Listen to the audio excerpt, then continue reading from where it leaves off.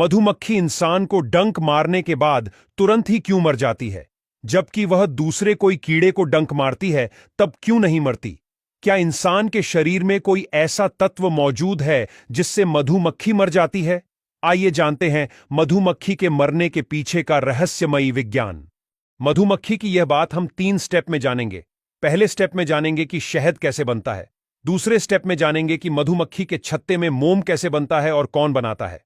आखिरी स्टेप में जानेंगे कि मधुमक्खी इंसान को डंक मार के क्यों मर जाती है।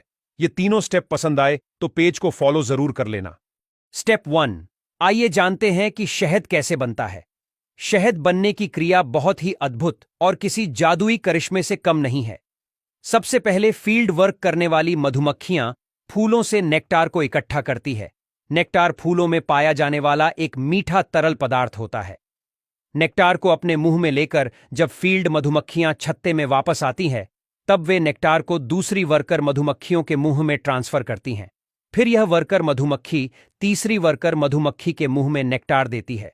यह आदान प्रदान बार बार किया जाता है और हर बार ट्रांसफर करते समय वर्कर मधुमक्खियां अपनी लार में मौजूद एंजाइम्स को नेक्टार में मिलाती जाती हैं, जिससे नेक्टार गाढ़ा होता जाता है और जब शहद के रूप में बदलने के करीब होता है तो इसे छत्ते की हेक्सागोनल कोशिकाओं में स्टोर किया जाता है।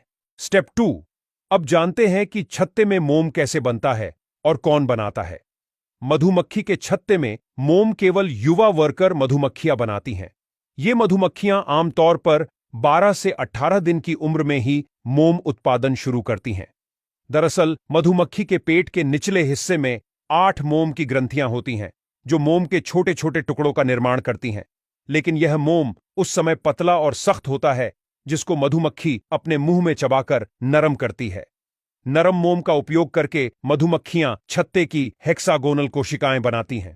यह संरचना सबसे मजबूत और सबसे कम सामग्री का उपयोग करके बनाई जाती है। मधुमक्खी को मोम के उत्पादन के लिए ऊर्जा चाहिए होती है, जो उसको शहद से मिलती है।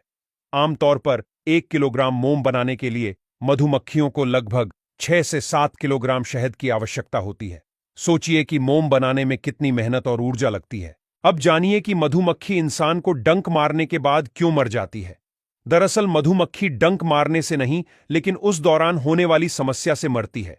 जब मधुमक्खी डंक मारती है तब वह अपने शरीर में मौजूद जहर की ग्रंथि से अपिटॉक्सिन नामक तत्व इंसान के शरीर में दाखिल करती है। जब मधुमक्खी डंक मारती है तब इंसान की त्वचा मोटी होने के कारण उसका डंक इंसान की त्वचा में ही फंस जाता है।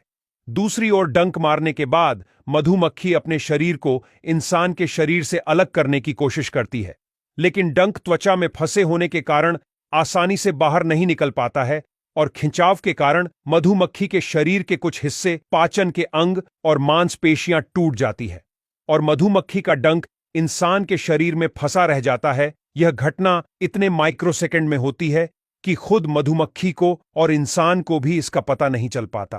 अंत में पाचन अंग टूटने के कारण मधुमक्खी की मौत हो जाती है। लेकिन यही मधुमक्खी जब दूसरे कीड़े को डंक मारती है तब नहीं मरती, क्योंकि दूसरे कीड़ों की त्वचा इंसानी त्वचा से काफी सॉफ्ट होती है, जिसमें मधुमक्खी आसानी से अपना डंक बाहर निकाल पाती है और उड़ जाती है।